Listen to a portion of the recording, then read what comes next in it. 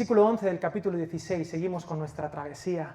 Zarpando pues de Troas, venimos con rumbo directo a Samotracia y al día siguiente a Neápolis y de allá a Filipos, que es la primera ciudad de la provincia de Macedonia. Filipos, la primera parada en Europa de este equipo de los 4 fantásticos. Y un día de reposo salimos fuera de la colonia y estuvimos en aquella ciudad algunos días. Y un día de reposo, salimos fuera de la puerta, junto al río, donde solía hacerse la oración, y sentándonos hablamos a las mujeres que se habían reunido. Entonces una mujer llamada Lidia, vendedora de púrpura, de la ciudad de Tiatira, que adoraba a Dios, estaba oyendo. Y el Señor abrió el corazón de ella para que estuviese atenta a lo que Pablo decía. Y cuando fue bautizada y su familia, nos rogó diciendo: si habéis juzgado que yo sea fiel al Señor, entrad en mi casa y posad, y nos obligó a quedarnos. Este es el primer encuentro europeo en un río con una mujer lidia, y si no acopla, prefiero moverme un poquito por aquí. Queridos, la primera vez que llega el Evangelio a este continente es de manos de Pablo de Tarso, de Silas, de Lucas y de Timoteo. Y la estrategia misional que hacen es buscar una sinagoga, un lugar donde se hable de Dios. Pero, ¡oh sorpresa!, Europa no es Asia. Aquí la gente no es tan bonica, aquí no hay sinagogas. No había sinagoga, ¿por qué? Porque no había suficientes judíos en Filipos. Y la tradición decía que, bueno, si no nos juntamos en la sinagoga, pues vayamos a un río. Lo que había eran mujeres creyentes. Entonces, ¿qué hace Pablo? Se va al río a predicar. Y le predica a las mujeres que están allí. Y se convierte en una señora de mucho dinero, que se llamaba Lidia, vendedora de púrpura, que no era cualquier cosa, había un proceso bastante costoso para hacer la púrpura, para tintar, una serie de historias, y se convierte y se bautiza ella y toda su casa. Ella probablemente era la matriarca de una casa muy grande, a lo mejor tenía un patio igual de grande que esto, porque después la iglesia de Filipos se reunió, se congregaría en casa de Lidia. Lo sabemos cuando leemos la epístola a los filipenses. Lidia se convierte en la primera creyente europea, una mujer que además liderará el movimiento de la iglesia y que apoyará económicamente a Pablo en los otros viajes misioneros. Empezamos bien. ¿Te acuerdas cuando Dios nos llamó a una misión y nos dijo: oye, no vayáis por aquí, id por aquí? Y de repente, ¡pum!, llegar y besar el santo. Se convierte en una familia importante de Filipos. Todo va a ir bien, porque nos han dicho en el cristianismo que si crees en Jesús, todo te va a ir bien. Y encima, si estás en la misión y eres obediente, todo te va a ir bien. Y eso es verdad, pero no es toda la verdad. Porque si fuera así, la misión sería un completo aburrimiento. Pero así empezó en Europa, ¿verdad? Tirando cohetes por la puerta grande. Pero dice el versículo 16, aconteció que mientras íbamos a la oración, nos salió al encuentro una muchacha que tenía espíritu de adivinación, la cual daba gran ganancia a sus amos adivinando. Esta, siguiendo a Pablo y a nosotros, daba voces diciendo: estos hombres son siervos del Dios Altísimo, quienes os anuncian el camino de salvación. Y esto lo hacía por muchos días, mas desagradando a Pablo, este se volvió y dijo, no a la mujer, al espíritu: te mando en el nombre de Jesucristo que salgas de ella, y salió en aquella misma hora. Queridos, si os sumáis a la misión de Dios, que sepáis que os vais a hacer enemigos. Y enemigos no necesariamente humanos, porque nuestra lucha no es ni contra carne ni sangre, sino contra principados, potestades y huestes de maldad. Y aunque en este continente, y permitidme ponerme un poco pente, aunque en este continente la increencia está sumándose, el secularismo va avanzando a pasos agigantados, y otras fes, no te equivoques, Europa está plagada de demonios. Pablo llegó y convierte a Lidia, pero sale un día por la calle y el que le da la bienvenida es un demonio. Una señora con espíritu de adivinación. Pero además, y hay que contar con esto, el mal es real. Si hay un reino de Dios, hay un antirreino. Existe el antirreino y tiene la voluntad contraria a Dios. Y lo más interesante es que todo el mundo sabe que el demonio es sibilino.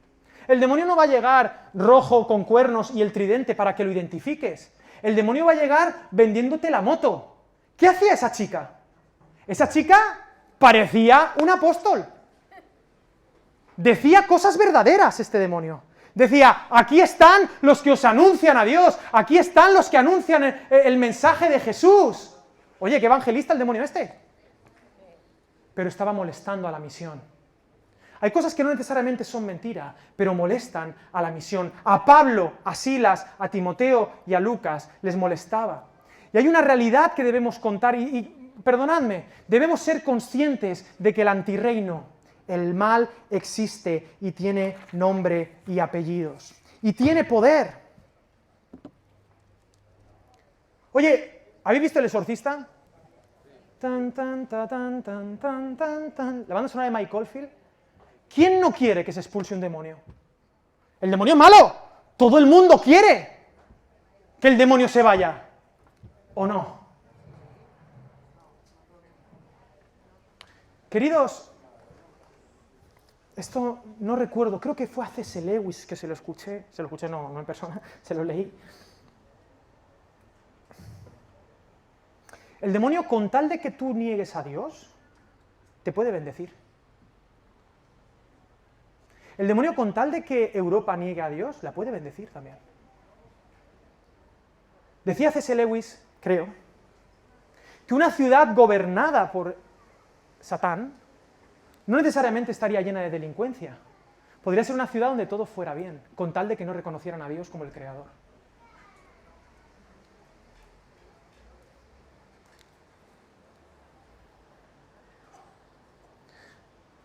Pero a un alto precio.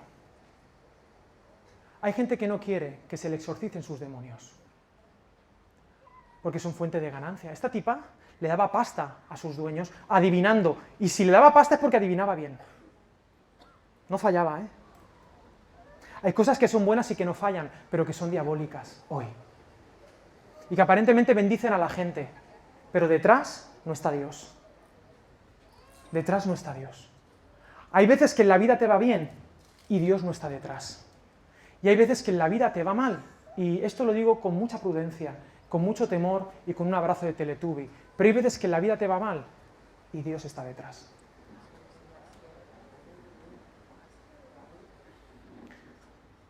Porque Dios te ama.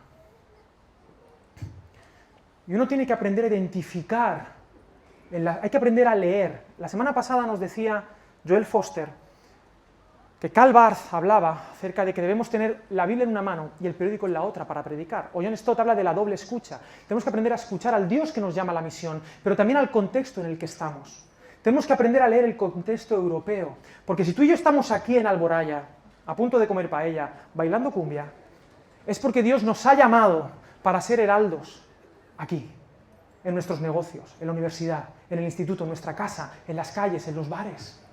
Pero que no te quepa duda que nos vamos a encontrar con el mal. ¡Seguro! ¡Seguro! Y una pregunta. En la ciudad de Filipos, ¿quiénes son las únicas personas que tienen poder para expulsar demonios? En ese momento. Es decir, si tú me tuvieses que elegir a los 4 superhéroes más potentes de Filipos, ¿a quién elegirías? ¿A Pablo? ¿A Silas? ¿A Timoteo? Y a Lucas, no contemos los que se acaban de convertir. Estos 4 son las 4 personas más poderosas de Filipos. Y ellos lo saben. O deberían saberlo. Y lo saben porque Pablo dice cuando se cansó, o sea, la dejó un ratito. Digo, voy a dejar al demonio este que... Pero cuando ya pasaron los días, se cansó y dijo, te ordeno en el nombre de Jesucristo que te vayas a tu casa, primo. ¿Y qué hace el demonio? El demonio reconoce la autoridad de Pablo. Este tipo es el tipo más poderoso que hay aquí. Y le tengo que hacer caso. Nadie podía expulsar al demonio. Queridos, permitidme hablar de Europa. Europa tiene demonios y nuestros gobernantes no tienen poder para echarlos. Y no quiero ser un flipado, pero hay gente que pretende exorcizar los demonios con políticas de no sé qué. ¿Sabes lo que hacen los demonios con las políticas de no sé qué?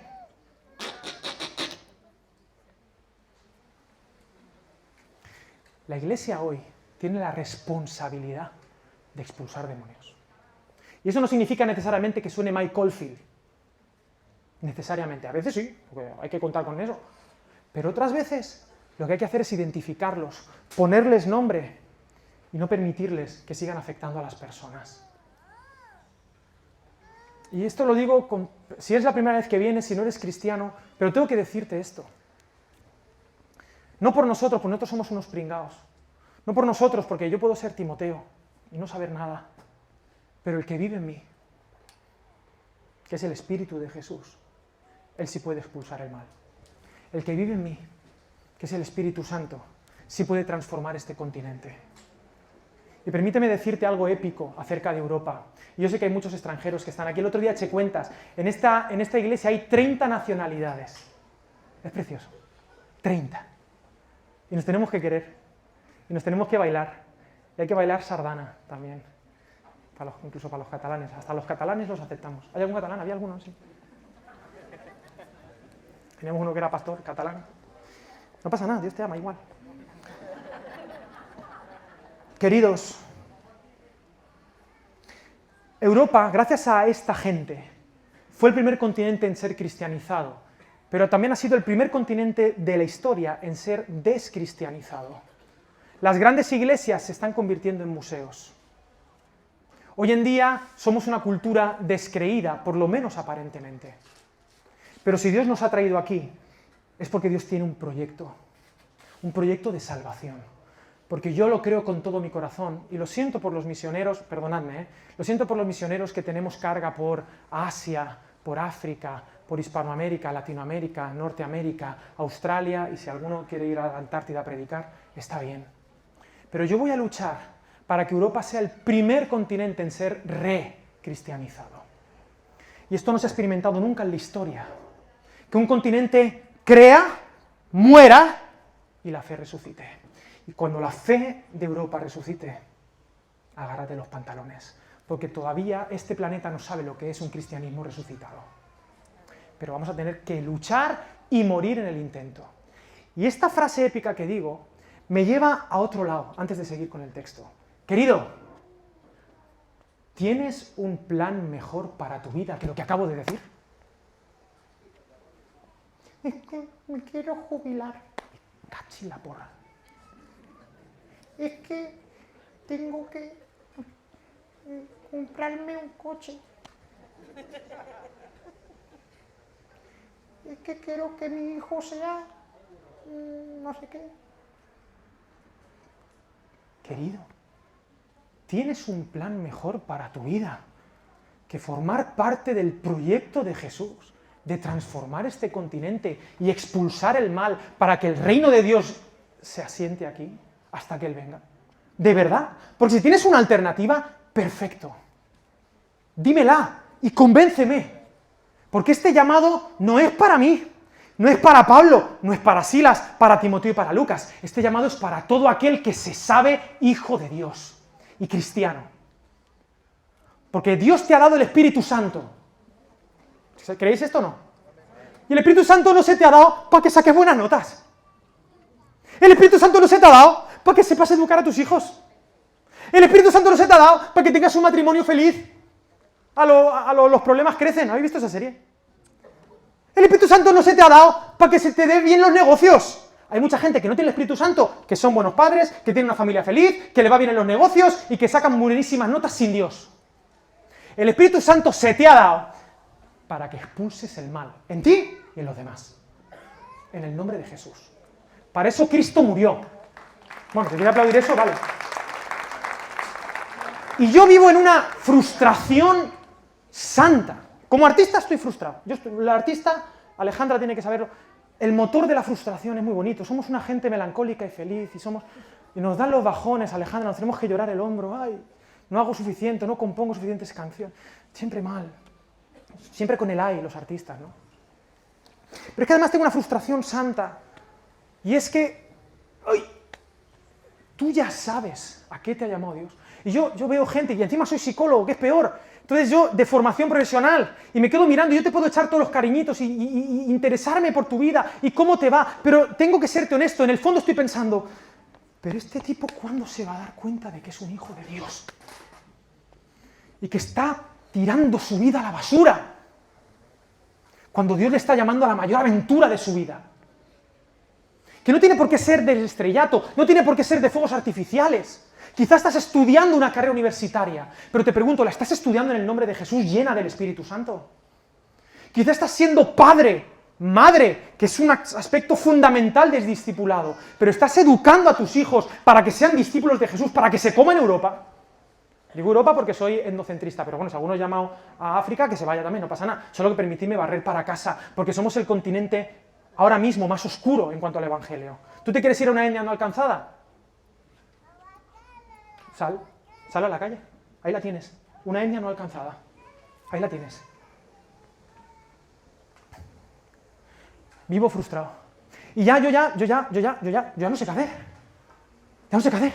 Porque yo lo que quiero es que esta comunidad cristiana esté llena de misioneros, de Pablos, de Silas, de Lidias, de gente que entiende que todo lo que hace, todo lo que es en el nombre de Jesús. Pero eso es imposible, si tú no tienes la perspectiva de Jesús para la misión. Si tú no has interiorizado tu verdadera identidad. Porque yo paso de decirte lo que tienes que hacer. Tú te habrás dado cuenta, en esta iglesia es un poco como en los libros de jueces, cada uno hace lo que bien le parece. Y está bien, un poquito de caos mola. Y luego nos ponemos en orden. Pero yo no quiero ser el típico pastor que va aquí diciendo lo que tienes que hacer, pero sí me vas a ver morir por decirte por qué lo tienes que hacer. Lo que sea, que Dios te llame a ti, que Dios te llame, hay cosas que puedes hacer, estamos aquí a cielo abierto, ¿qué te está diciendo Dios a ti que tienes que hacer de una manera concreta? Que te arde, mira el Ikigai ese, que yo creo que está inspirado por el Espíritu Santo, mira el Ikigai, ¿qué es lo que se te da bien? ¿Por qué te pueden pagar incluso? Fíjate, hasta eso, no tiene que ser un criterio, pero ¿qué es lo que te arde? ¿Qué es lo que te apasiona? ¿A qué te está llamando Dios? ¿Qué es lo que haces y contribuye al mundo de una manera única y concreta? Pues hazlo. Yo cuando he tenido que tomar, perdonadme, me voy a poner bien de ejemplo, ¿qué más da? Luego el Señor que me... Yo cuando he tenido que tomar decisiones en mi vida, porque Dios me llamaba, yo soy un cobarde, y yo a Dios he tardado siempre, años en decirle que sí a algo que yo sabía que tenía que hacer. Vas que Dios tiene una paciencia conmigo del santo Job. Porque al principio Dios me dice, Ale, deja tu trabajo. Y digo, no, Señor, que tengo que casarme en 2 semanas, le dije. Porque Dios me dijo 2 semanas antes de casarme que tenía que dejar mi trabajo. Y no le hice caso. Y estuve 1 año, no, 8 meses, hasta que tuve el valor, y le dije, Gerald, es que Dios me dijo antes de casarnos que dejara el trabajo. Y lo dejé. Y fue dejarlo, y el Señor, ¡pum! Y más cosas que Dios me decía. Y yo decía, me hacía el remolón. No.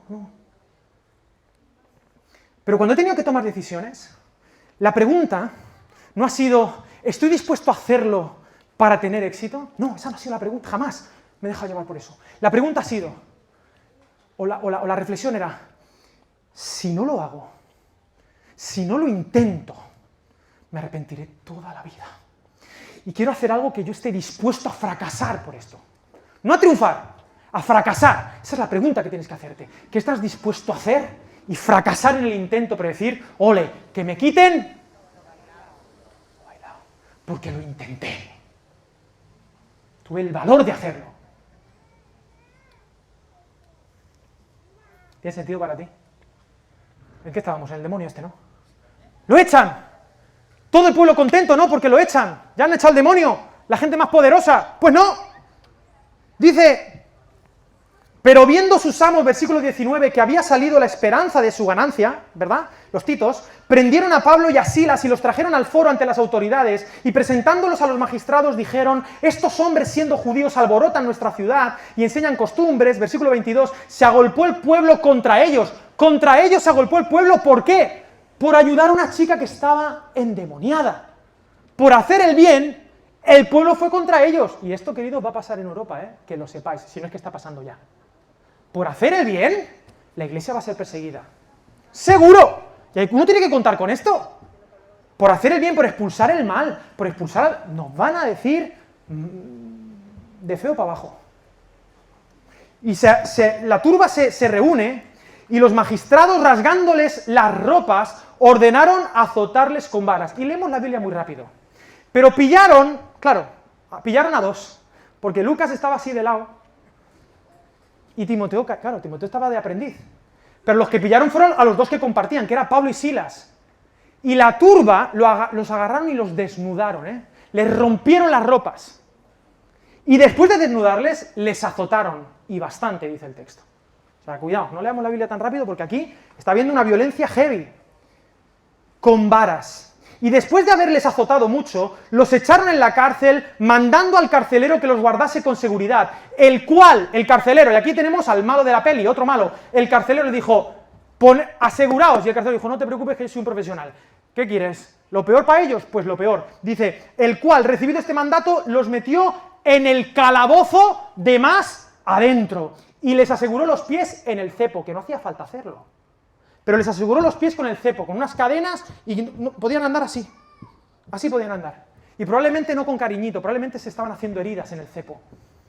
Y en el lugar más oscuro y más húmedo y desnudos y sin ropa, porque no te creas que los desnudan y luego los vuelven a vestir. Desnudos, encadenados y en el lugar más oscuro. Queridos, habían expulsado al demonio, pero hay personas que son peores que el demonio. Sobre todo cuando les tocas esto. Cuando les tocas esto a la gente, se manifiestan los demonios. Se manifiestan. Porque les tocaron la fuente de ingresos. Y este Dios, que perdonadme, es una palabra preciosa, es el Dios Mamón. Y es el único Dios que Jesús llamó por nombre, porque dice, este es el más peligroso de todos. No se puede servir a dos señores. No se puede servir a Dios y a Mamón. Y que sepas que el antirreino, el que hay detrás, es este. Este en todas sus expresiones, porque no estoy hablando ni del capitalismo, ni en todas. En todas. Ni uno bueno hay. Ni uno. Este es el Dios que hay que vencer. Y que gobierna este planeta, que lo sepas. Que el ídolo que gobierna este planeta es este.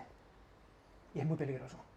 Y como le tocaron a este ídolo, entonces se revolvieron. Y los meten en la cárcel, con el cepo, y los azotan mucho. Y queridos, tengo algunas preguntas. ¿Te acuerdas del sueño del macedonio? A mí me pasa eso, y yo digo, vamos a ver, Dios, una cosita que teníamos tú y yo pendientes. O sea, tú me llamas, ¿vale? Yo, Dios, o sea, yo hablando con Dios, hola Dios, tal. Yo me quería quedar en Asia.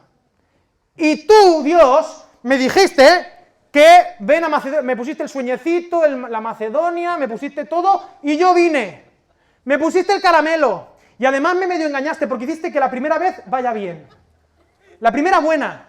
Me doy un paseo y veo un demonio, y hago lo que tú hacías, que es expulsarlo. Y en lugar de bendecirme, mira cómo me estás tratando. ¿Para esto me haces venir? Y entonces se nos llena la boca de queja. Y entonces tenemos este argumento de, ¿dónde está Dios? O sea, si soy un hijo de Dios, ¿qué hago en la cárcel con un cepo desnudo, azotado, desangrándome? ¿Dónde está Dios? ¿Por qué le hice caso? ¿Te acuerdas cuando Dios te llamó? A veces, en la vida viene esta pregunta, ¿por qué le hice caso? Porque cuando todo va bien es fácil saberse hijos amados, pero cuando todo va mal, lo que se pone en duda es, ¿sigo siendo el amado de Dios? ¿Sigo siendo el favorito de Dios? Cuando las cosas no salen como quisiéramos, ¿qué nos sostiene? He puesto aquí que Dios nos llamó, nuestra identidad. ¿Somos amados? Cuando todo va bien es fácil sentirse amado, pero en la cárcel no es tan fácil. En la cárcel natural. Y permitidme hablar de cárceles. Porque la cárcel no es el peor sitio donde se puede estar. La cárcel no es el peor lugar donde uno puede estar encerrado. El peor lugar donde uno puede estar encerrado es uno mismo, su mente. Hay gente muy encerrada en sus tristezas. Hay gente que vive en cárceles emocionales. Hay gente que vive con el cepo de sus emociones que no le permiten dar un paso para la misión. Las mayores cárceles son las que están aquí. Se puede estar pasando algo muy mal, en un momento muy difícil, pero ser libre. Y se puede ser aparentemente libre, pero estar preso. Estar encarcelado en tus emociones, en tus lamentos, en tu queja, en tu victimismo, que es el pan nuestro de cada día en Europa. Europa, de ser el continente, perdonadme, de ser el continente de la conquista, de los que salían a jugarse la vida, a ser el continente de las víctimas. Víctimas, que solo abogan por sus derechos y olvidan que en la misión los derechos no son tan importantes como cumplir con la misión. Y por eso somos el hazmerreír del mundo hoy, Europa.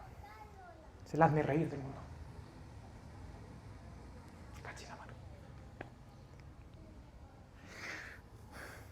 Queridos,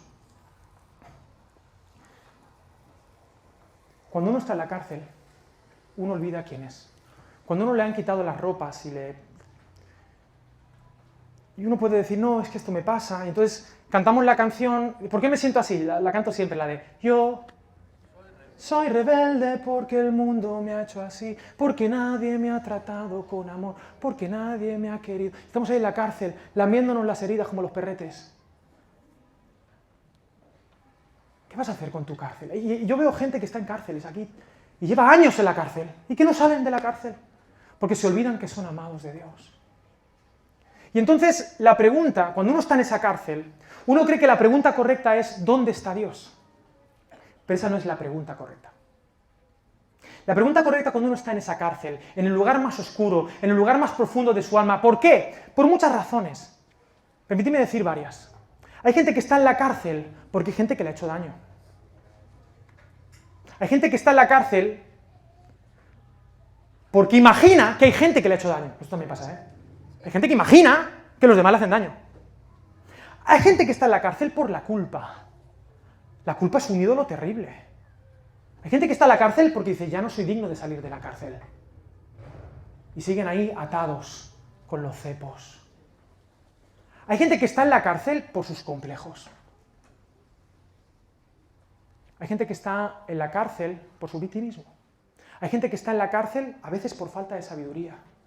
Hay gente que está en la cárcel por su rencor. Porque no es capaz de perdonar a su padre. No es capaz de perdonar a sus hermanos. No es capaz de perdonar a su madre. Bueno, la madre normalmente siempre se perdona. Es la madre que te parió. No, es como que... Y la solución para todo eso es una. La pregunta no es ¿dónde está Dios? Porque yo quiero decirte algo. Dios está. Dios está abrazándote. Dios está contigo. Dios está en el momento más oscuro. La pregunta no es ¿dónde está Dios? ¿Sabes cuál es la pregunta? La pregunta es ¿dónde estás tú? ¿Dónde estás tú? Y la respuesta a ¿dónde estás tú? Tenemos que leer los siguientes versículos. ¿Estáis bien, mi familia? ¿Sí? ¿Hablamos de cumbia? Ahora, porque sé que ahora estamos un poco de bajón, ahora es cuando viene la cumbia. Pero a medianoche, versículo 25, orando Pablo y Silas cantaban himnos a Dios. Escúchame lo que te voy a decir. La pregunta no es ¿dónde está Dios? La pregunta es, en medio de toda esa oscuridad, en medio de todas esas pruebas, ¿dónde estás tú? Y Pablo y Silas dijeron, vamos a decir dónde estamos. A medianoche, orando Pablo y Silas, cantaban himnos a Dios y los presos los oían. Entonces sobrevino de repente un gran terremoto, de tal manera que los cimientos de la cárcel se sacudían y al instante se abrieron todas las puertas y las cadenas de todos se soltaron. Despertando el carcelero, el malo de la peli, y viendo abiertas las puertas de la cárcel, sacó la espada y se iba a matar, porque claro, tú eres carcelero y tienes mucho poder, pero como se te escape uno, no lo cuentas. Pensando que los presos habían huido. Mas Pablo clamó a gran voz diciendo, no te hagas ningún mal, pues todos estamos aquí. Él entonces, pidiendo luz, se precipitó adentro y temblando, el carcelero, la autoridad máxima de la cárcel, reconoció quién era la persona con más poder en la cárcel. Dos tipos con cepos. Y se postró. Porque no solo los demonios reconocen la autoridad, también la gente. Dice, se postró a los pies de Pablo y Silas, y sacándolos les dijo, señores, ¿qué debo hacer para ser salvo? Ellos dijeron, cree en el Señor Jesucristo y serás salvo tú y tu casa. Y le hablaron la palabra del Señor a él y a todos los que estaban en su casa, y él, tomándolos en aquella misma hora de la noche, les lavó las heridas y enseguida se bautizó con todos los suyos, toda la familia del carcelero, una persona muy importante y con mucho poder en Filipos. Y llevándolos a su casa, les puso la mesa. El que le puso el cepo y los metió en el lugar más profundo, los llevó a su casa. El que estaba a punto de suicidarse y se escapaban. Los lleva a su casa y les pone la cena. Les lavó las heridas y se regocijó con toda su casa de haber creído a Dios. ¿Dónde estás tú? Ahí llega Pablo y Silas. Y están en la cárcel y podrían haber dicho, oye, Pablo, ¿para qué me contratas, tío? Aquí en la cárcel. Pero entonces Pablo y Silas, allí en medio de la oscuridad, oye, Dios nos ha llamado. No estamos en prisión, querido. Estamos en misión. Estamos en misión, Silas. Y tenemos que recordar quiénes somos. Y para recordar quiénes somos, lo que hay que hacer es cantar canciones de amor. Para recordar que somos amados. Y que Dios en esta cárcel me sigue amando. Que Dios en esta cárcel sigue mirándome y sigue diciendo, tú eres mi hijo amado, en ti me complazco. Así que voy a cantar a mi Dios y a orar. Y empezaron a bailar cumbia. ¿Tú sabes cuál es el origen de la cumbia? En el siglo XVII, el Caribe colombiano era una de las puertas de acceso para los esclavos negros que venían de África. Y oh sorpresa, los esclavos negros, los cepos, se los ponían en las piernas, en los pies. Y ellos tenían que andar así. Y andando así, en esclavitud, y mezclados con ritmos indígenas de Colombia y con algunas costumbres españolas, ellos, siendo esclavos, todavía sentían el amor y querían ligar con esclavas. Y en medio de la esclavitud tenían que hacerse ver delante de ellas y ellas delante de ellos. Y entonces, con esa eroticidad africana, tenían los brazos libres. Entonces en la cumbia, tú te puedes mover los brazos, pero las piernecitas, lo justito. Rodillitas, caderitas, eso sí. Pero los esclavos negros tenían los cepos, pero los cepos no les impedía bailar. No les impedían recordar que seguían siendo seres humanos, aunque la sociedad no los identificase como humanos. Seguían bailando. La cumbé. No la cumbia, la cumbé. La cumbé. Cumbé significa alegría, regocijo. Querido, vamos a ver, ¿de qué te quejas? ¿Por qué no bailas al son de Dios? Te tienes que sumar a la cumbé de Dios, a la alegría de Dios, que no fluye de las circunstancias, fluye de que tú eres el amado de Dios. Y ese es el motor número 1 de la misión. Cuando tú no te sabes amado por Dios, tienes mecanismos de defensa. Pones tu identidad en la carrera, en el dinero, en el qué dirán, te escondes de unos, te escondes de otros, te quedas en la cárcel. Pero cuando tú sabes que eres el amado de Dios, a ti, iba a decir una barbaridad, a ti te resbala todo, hasta la cárcel, hasta el cepo, hasta los azotes, te resbala todo, porque tú eres el amado de Dios. ¿Y qué dirán de mí? A mí qué más me da, Dios me ama, ¿y sabes qué? Y perdóname, soy el más poderoso de los que están aquí. No por mí, sino por el Dios que habita en mí. Y si a Él le da la gana, Él hace un terremoto y remueve la cárcel. Porque cuando uno adora a Dios, cuando uno recuerda quién es que esto siempre es así. Queridos, lo dije el otro día en Somos, lo tengo que repetir. Las películas hablan de nosotros. El Rey León. ¿Cuál es la clave del Rey León? La clave del Rey León es que a Simba se le olvidó quién era, porque estaba allí con el Hakuna Matata, se creía un cerdo, que no sé qué animal es ese, es un jabalí africano, y un suricata. Y él se creía suricata, él ya no comía carne, él comía bichos viscosos pero sabrosos. Se había olvidado que era un león, y no solamente un león, que era el hijo del rey. Por eso cuando llega Rafiki, perdón, hay que saber los nombres. Cuando llega Rafiki, el mono no le dice lo que tiene que hacer, le da un golpe en la cabeza. Dice, ¡puh! Le va así. Y luego tiene que aparecer padre de las nubes y decirle, no, ve a matar a Scar, tienes que recuperar. No le dice lo que tiene que hacer. Porque Dios no te va a decir lo que tienes que hacer. Dios te va a decir quién eres. Mufasa le dijo a Simba, una frase muy sencilla pero poderosa. Recuerda quién eres. Recuerda quién eres. ¿Dónde estás? No dónde está Dios, ¿dónde estás tú? Tú estás allí, comiendo viscoso pero sabroso, y tú has nacido para pelearte a muerte con Scar. ¿Me entendéis o no? Yo ya no sé qué película contarte. Queridos, recordad quiénes sois. Y esta teología en esta iglesia se repite vez tras vez. El cristianismo no es que dejes de ser tú. Mi propuesta es, y mi frustración es, veo mucha gente que no está siendo ella. Veo gente que está desperdiciando su vida, desperdiciando sus dones, su capacidad, su llenura del Espíritu Santo. Está desperdiciando su tiempo, sus fuerzas, sus energías, su dinero, su futuro, su presente, sin ser ellos. Buscando en huidas hacia adelante, buscando en mecanismos de defensa una identidad que jamás van a encontrar. Jamás, nunca, hasta que digas, Dios mío, aquí estoy, soy tu hijo, en la cárcel, en la calle, donde sea, yo soy tu hijo amado y a partir de esa identidad voy a vivir en el nombre de Jesús. Y se acabó. Adoremos a Dios.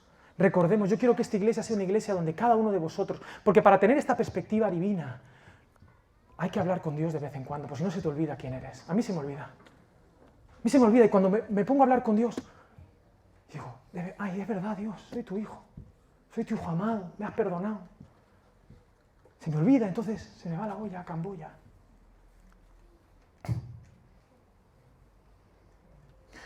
Ya estoy terminando y vamos a cantar. Quiero que los músicos suban los que saben. Me encanta esta comunidad, les limpia las heridas. ¿Te acuerdas de ese? Les limpiaron las heridas, era de noche. Una comunidad sanadora. Yo creo que esta iglesia es una iglesia donde nos limpiemos las heridas. Donde nos curemos unos a otros, los nuevos a los viejos a los nuevos. Hoy me han dicho que, hay una persona que me ha dicho, Alex, me quiero bautizar. Vamos a limpiar. El día 3 de julio nos vamos a ir a la playa, a tener el culto en la playa. ¿Qué te parece? Nos vamos a ir a bautizar, a limpiarnos. Venimos heridos. Yo no sé, tú estás herido, yo estoy herido. Yo no sé, yo... Decía Henry Nouwen, somos sanadores heridos. ¿Tú te imaginas las ganas que tenía de predicar el Evangelio al carcelero? Pablo y Silas, sin ropa, recién azotados. Pero eran sanadores heridos. Se dejaron sanar, pero sanaban a esa familia del carcelero. Para terminar, dice que los alguaciles se enteraron que eran romanos y que se habían equivocado. Y una cosa, tú no te has preguntado, oye, qué tontos Pablo y Silas. Antes del primer golpe, ¡eh! ¡Que somos ciudadanos romanos! Y no hubieran recibido ni un solo golpe. ¿Te has preguntado esto alguna vez? ¿Estamos tontos o qué? No eres ciudadano romano, tu identidad no es que eres un ciudadano romano. ¿Por qué no exigiste tu derecho en el minuto 1? Te voy a decir por qué. Porque ellos tenían tan claro que eran ciudadanos del cielo, que no pensaban en sus derechos como ciudadanos romanos. Porque el que quiere estar en la misión está por delante de tus derechos. Y yo sé que esto no es plato de buen gusto para todos, pero en la misión, cumplir con la misión está por encima. Y hay que hacer una lectura espiritual. Bueno, si me están dando, ¿para qué? No hay que preguntarse por qué estoy sufriendo, sino ¿para qué? ¿Qué es lo que pretende Dios? Reflejar el mal, que vean la injusticia, y en base a eso Dios trajo salvación para el carcelero, porque pusieron la misión por encima de sus derechos. Y yo creo que en esta iglesia Valentia, yo sé que todos somos muy de yo y después el otro, pero sería genial que en Valentia Comunidad viniéramos diciendo ¿cuál es mi misión? Mi misión, y estar dispuesto a pagar el precio. Ahora, si tú quieres tener una lectura espiritual de lo que te pasa, no hay otra vía de acceso que encontrarse con Dios bajo la pregunta, ¿dónde estás tú? ¿Dónde estás tú? Porque la historia de la humanidad no es de un Dios que se esconde y que permite, no. La historia de la humanidad es del ser humano huyendo de Dios, huyendo de su misión y del amor de Dios incondicional por cada uno de nosotros. Y quiero animarte. Frustrado, Frustrado, hoy estoy frustrado. No tanto. Quiero animarte a que en tu cárcel, a que donde estés, le digas sí a Dios y le adores cada día. ¿De qué importan los títulos universitarios? ¿De qué importa la cuenta corriente? ¿De qué importa que estés bien, que tengas la jubilación asegurada? ¿Qué importa? O sea, está bien, pero comparado con la misión, todo es, como decía Máximo Décimo Meridio, capitán de las tropas del norte, Máximo, el hispano, gladiator. Él decía, todo es polvo y aire. A veces Dios te va a llevar a lugares donde solo dependerás de Él. Pero quiero decirte que en ese lugar es donde Dios te va a fortalecer más. Es ahí donde se va a demostrar el verdadero poder de Dios. Si no hubiera problemas, el poder de Dios no se manifestaría. La pregunta es, ¿estás dispuesto a que se manifieste el poder de Dios en tu vida? Porque esa es la pregunta bonita. ¿Estás dispuesto a pasar por pruebas para que se manifieste el poder de Dios en tu vida? Espero que tu respuesta sea sí. Porque lo que dejas nunca es comparable a lo que obtienes en el nombre de Jesús. Bauticemos en su nombre, que se remuevan las cárceles, seamos sanados, adoremos para ser libres. ¿Tú quieres ser libre?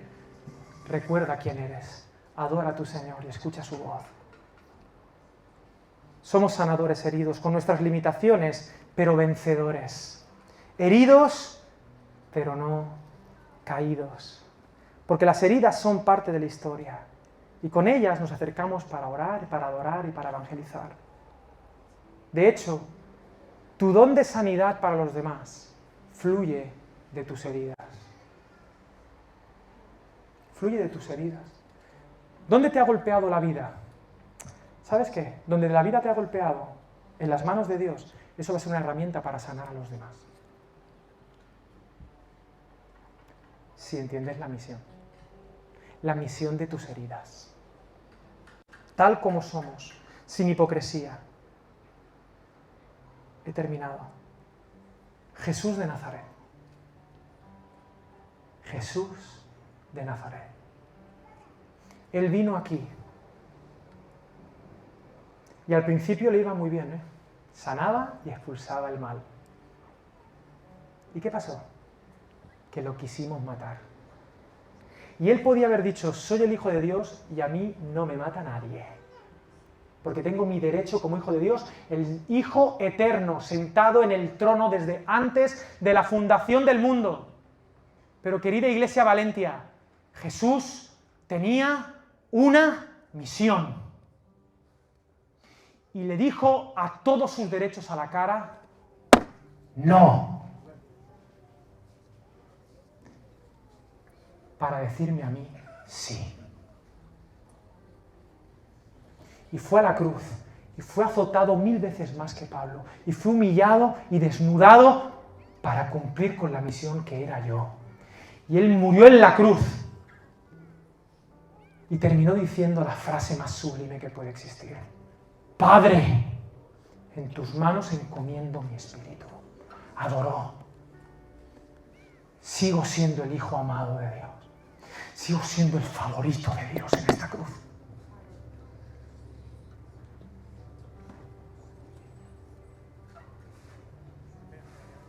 ¿Dónde está Dios?